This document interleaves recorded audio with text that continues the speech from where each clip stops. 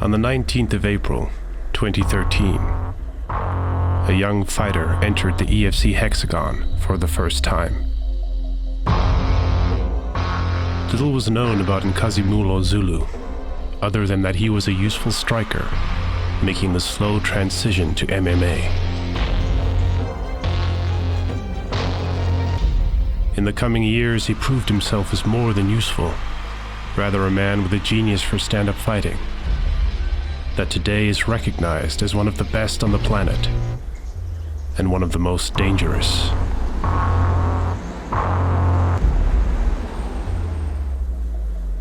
On the 27th of June, 2013, just over 2 months after Zulu made his debut, another young and unknown fighter stepped into the hexagon. Marino Cutendana was a boy from Angola, a refugee from that country's armed struggle, a close friend of fellow Angolan and then champion Demar Pena. It was easy to miss the young man in the long shadow cast by his friend. But Cutendana knew his destiny, and over the years between then and now, he would develop into one of the EFC's most brutal students of the sport, a perfectionist with the sculpts of warriors on his trophy wall. On April 28th, 5 years later, Zulu and Cutendana will meet in a war that pits pure talent against rigid discipline and striking genius against patient perfection. This is the countdown to EFC 69, proudly brought to you by Keith Ho Bet Exchange. I really love fighting for so many reasons. I'll start with this one. It's where I feel happy when I'm inside the ring. I don't know how it happens, where I feel excited.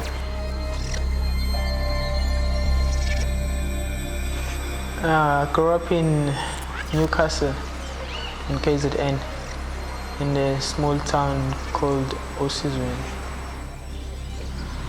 And it was cool growing up there as a kid, you know, running around, looking after cables.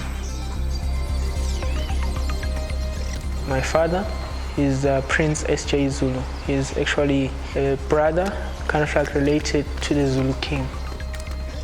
Yeah, so that makes me royalty. It wasn't easy at first when I moved up to Johannesburg. I only came up here for college, but I didn't make it. My matric certificate wasn't corresponding with my ID book, so I had some kind of issue there.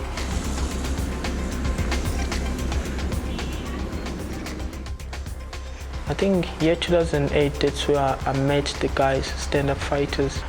I started doing kickboxing, K1 and Muay Thai for my first time in my life.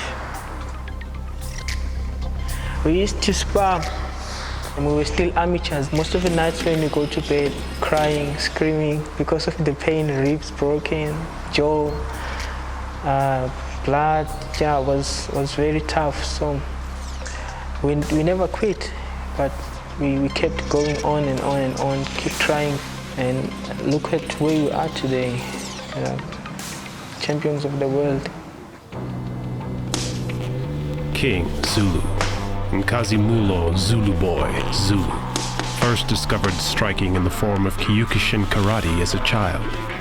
By the time he left school, he was a national champion. In the city of Johannesburg, South Africa, his longing for stand-up fighting brought him to the arts of kickboxing and Muay Thai, a new level of competition. The talent first revealed in karate blossomed into genius. In his second EFC bout, Lawrence Buetis fell to a sensational head kick KO. Cedric Doyle, future title contender, underestimated the heart of his opponent and was dispatched by leg triangle. And Craig Nino, a skilled competitor from Durban, left his bout with Zulu on a stretcher. Nino was rocked from that big time. Zulu closes in here, looking to finish. Caught Nino right on his nose. Wow. By the time Zulu Boy won the EFC Bantamweight title, he was not only respected, but deeply feared. To date, Two of his opponents have undergone reconstructive surgery after facing him. Bantamweight champion!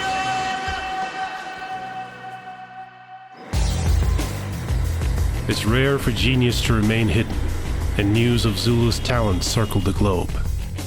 In June of 2016, the Ultimate Fighter reality television show came knocking, offering the young man from a small, rural town, a fighter touched by royalty, a spot amongst global champions. In the fight capital of the world, Zulu put himself in daily training and competition with men of his stature, and proved the unique power of his striking ability, but discovered also that on the ground, amongst the world's best, he was lacking. For the years of Zulu's youth had been spent on striking. Ground fighting was his weakness, a flaw that the right kind of fighter, with the right kind of intent, could use against him.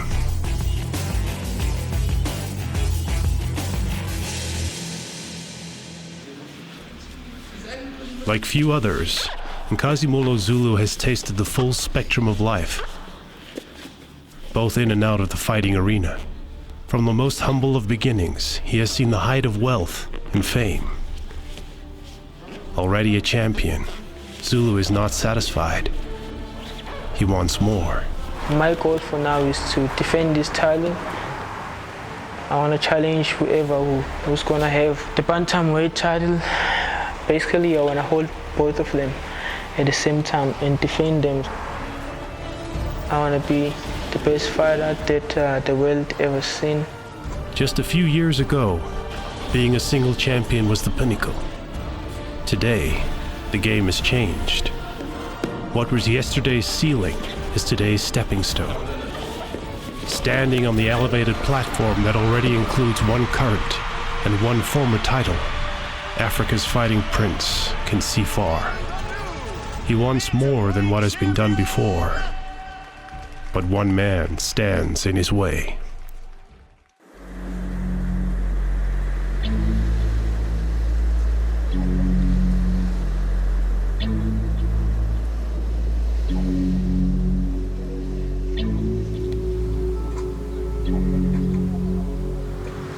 Grew up in Angola.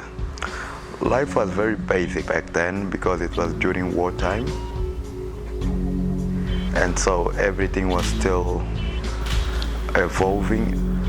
We were getting to know the world. It was just the main thing that was disturbing everything. So education was not so good because of war, so we had to move on and look for other alternatives. But we grew up with that mentality of being fighters and fighting for everything we want in life.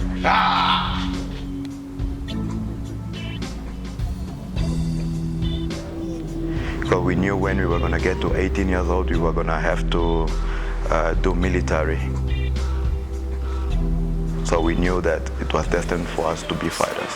Yeah, he's TV gaming and throwing punches one after the other. Wow.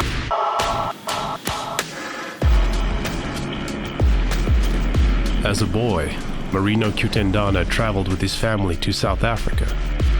Johannesburg was his new home, and among his new contemporaries, a fellow Angolan also escaping the war.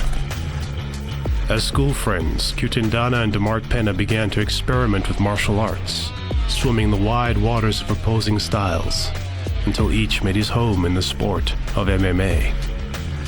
At the center of their friendship was a shared dream, a title.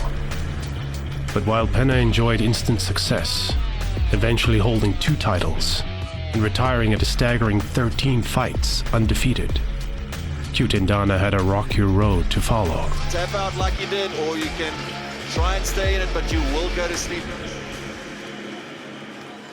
After his debut loss, a shaken Cutendana lost once again.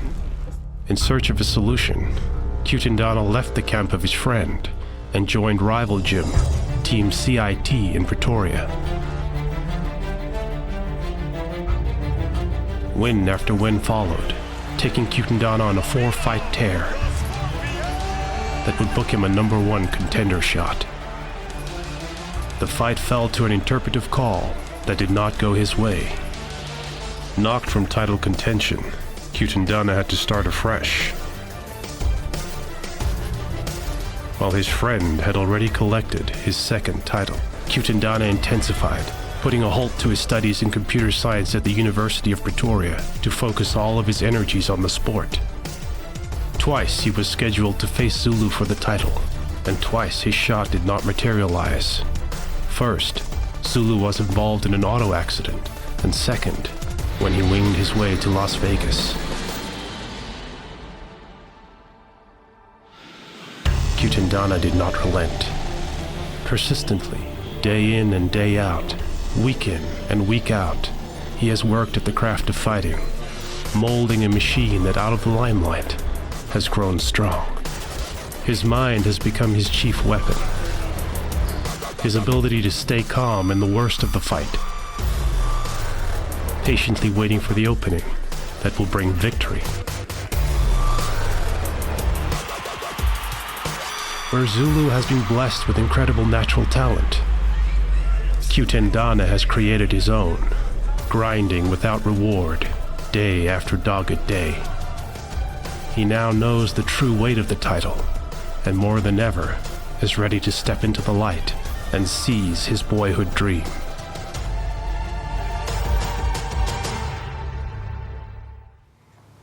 Are you asking me how am I gonna win this fight? Obviously by KO, man. I'm expecting him to shoot and try to keep me down. That's the only thing he's gonna do. There's nothing else. And everyone knows. On April 28th, two warriors enter the hexagon, each with a dream. For Zulu, it is the next step on the road to global domination. For Cutendana, a title that is the rightful expression of years of unyielding commitment. For both, victory is the only option.